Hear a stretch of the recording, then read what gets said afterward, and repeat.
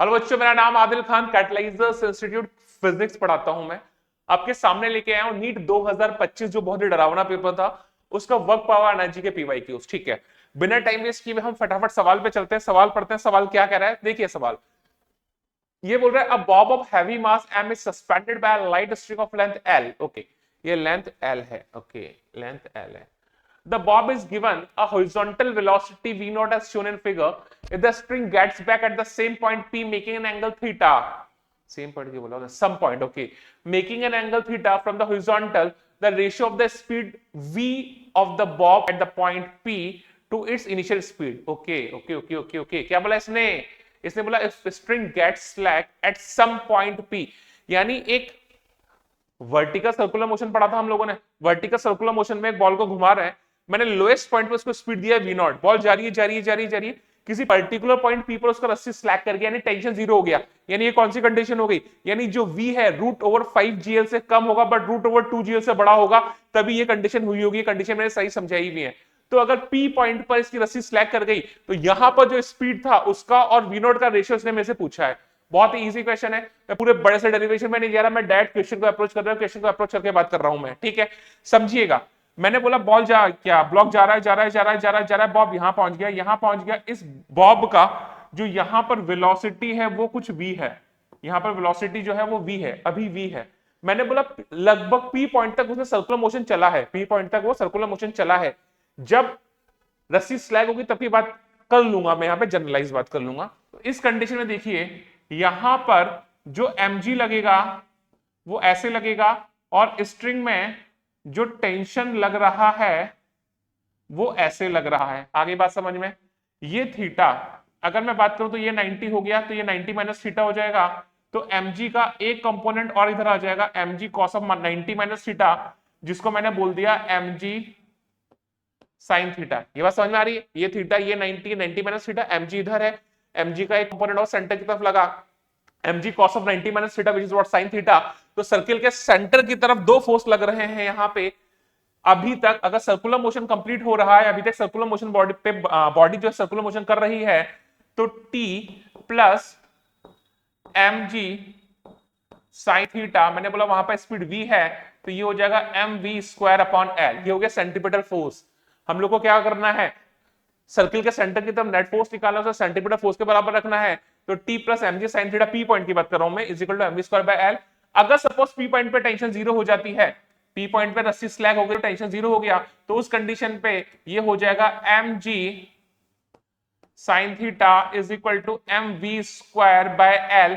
m से m cut गया, तो यहां से जो v स्क्वायर जो हो जाएगा वो हो जाएगा Lg साइन थीटा। मैंने लिख के रख दिया, मैंने लिख के रख दिया। ओके, अब मैं लोएस्ट पॉइंट और इस पॉइंट के बीच में मैं एनर्जी कंजर्वेशन लगा देता हूं। इस पॉइंट को मैं बोल देता हूं ग्राउंड जीरो।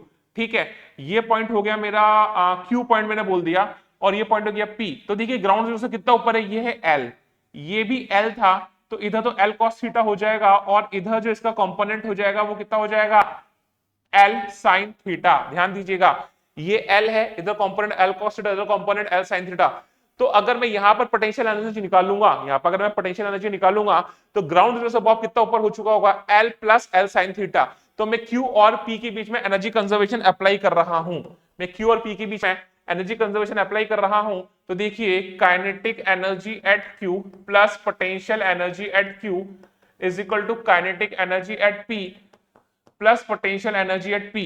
Q पॉइंट पर काइनेटिक एनर्जी, स्पीड कितनी है v नॉट, तो काइनेटिक एनर्जी हो जाएगी half of m v naught. Ground zero पर है तो ग्रेविटेशनल पोटेंशियल एनर्जी कितनी हो जाएगी, जीरो। अगर P पॉइंट पे पहुंच गया तो काइनेटिक एनर्जी हो जाएगी half of m v square plus potential energy हो जाएगी mg। हाइट कितनी हो गई, L plus L sine theta, यानी हो जाएगी L into 1 plus sine theta. आगे बात समझ में?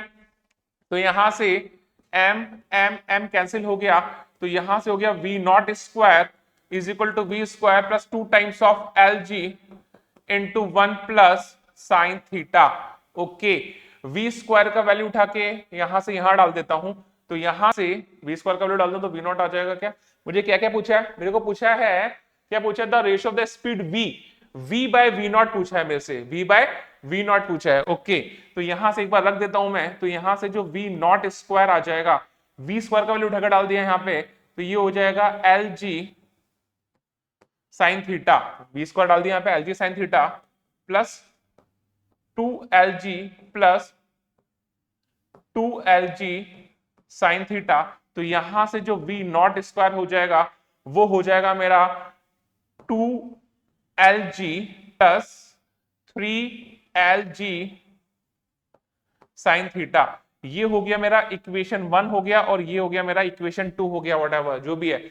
आगे क्या पूछा है इसने पूछा है the ratio of v to v naught, यानी इसने पूछा है v बाय v नॉट। क्या पूछा है इसने? v by v not.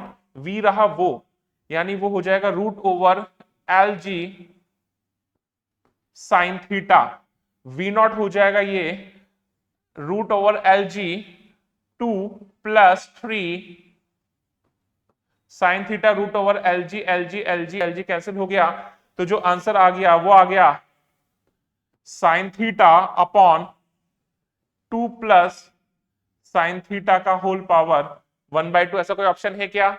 Option है क्या ऐसा? Yes, B option, sine theta upon 2 plus sine theta का होल पावर 1/2। बहुत ही इजी क्वेश्चन था, अगर आपके कॉन्सेप्ट क्लियर है तो बहुत आसानी से हो जाएगा। चलिए चलते हैं नेक्स्ट सवाल पे। गलती से बहुत बड़ी मिस्टेक हो गई, यहाँ पे 3 भी था, 3 लिखना भूल गया, ठीक है। तो आंसर है sign theta upon 2 plus 3 sine theta का पावर 1/2, ठीक है। चलिए नेक्स्ट क्वेश्चन पे चलते हैं, क्या कह रहा है अगला सवाल, क्या बोल रहा है? ये भी 2025 नीट का पीवाईक्यू है। अगला सवाल क्या कह रहा है?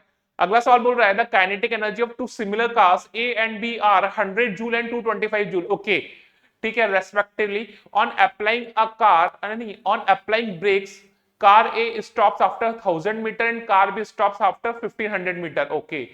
यानी दो कार है ए और बी, उनका काइनेटिक एनर्जी दिया हुआ है 100 जूल एंड 225 जूल, बहुत अच्छी बात है। अगर दोनों कारों को ब्रेक लगाया जाए तो कार ए 1000 मीटर चलकर रुकती है, कार बी जो है वो 1500 मीटर चलकर रुकती है।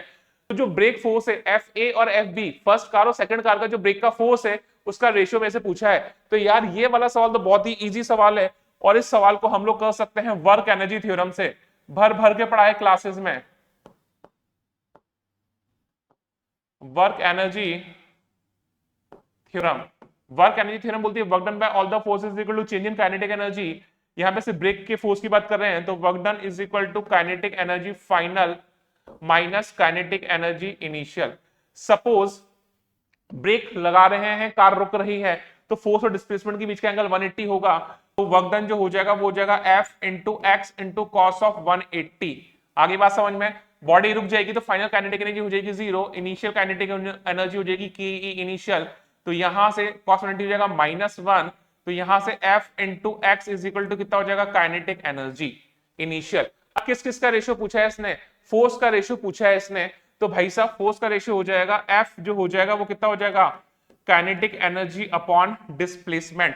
तो यहां से मैं बात कर लूं F A upon F B is equal to K E A upon K E B multiplied by X B upon X ए।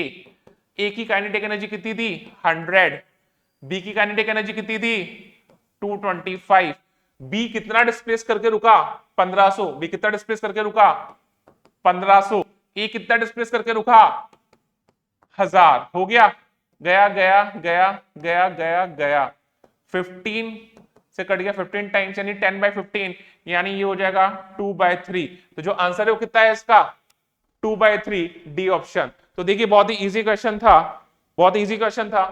चलिए मिलते हैं नेक्स्ट लेक्चर में, नेक्स्ट सेशन में, जहां हम लोग डिस्कस करेंगे सेंटर ऑफ मास के पीवाईक्यूज।